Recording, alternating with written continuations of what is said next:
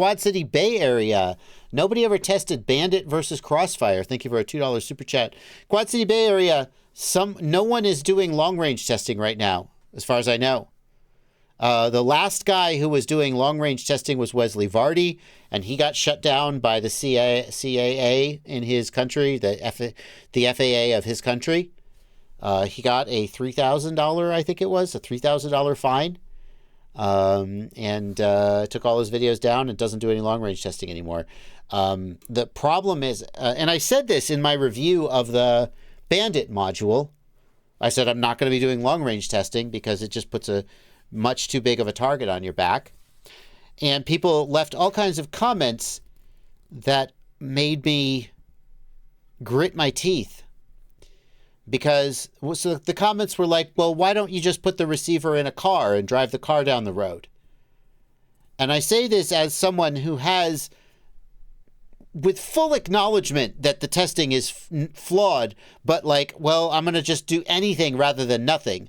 I've done range tests by walking the receiver down the road, by various things, and gotten roasted by some people who say it's not a valid test. And I've said, well, take it or leave it.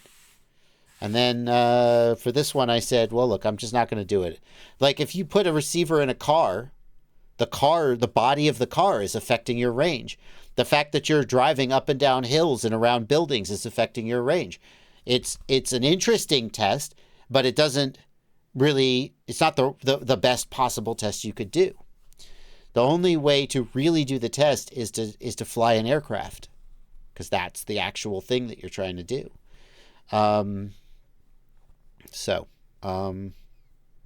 Yeah. CASA. Sorry, CASA. So nobody's tested it, and I don't know that anybody will. But the expectation would be that watt for watt, ExpressLRS would win. And I'll tell you why. These radio links, they can send and receive at different, let's just call it bit rates.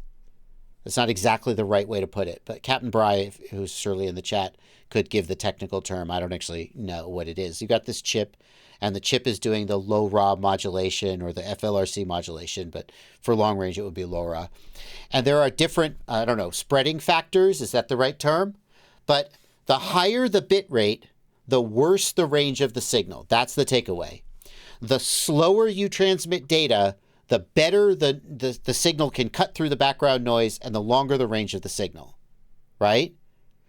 So the issue is that, so that's why, for example, when you go to a higher packet rate, you get less range because you're using a higher bit rate that is less sensitivity and less link margin.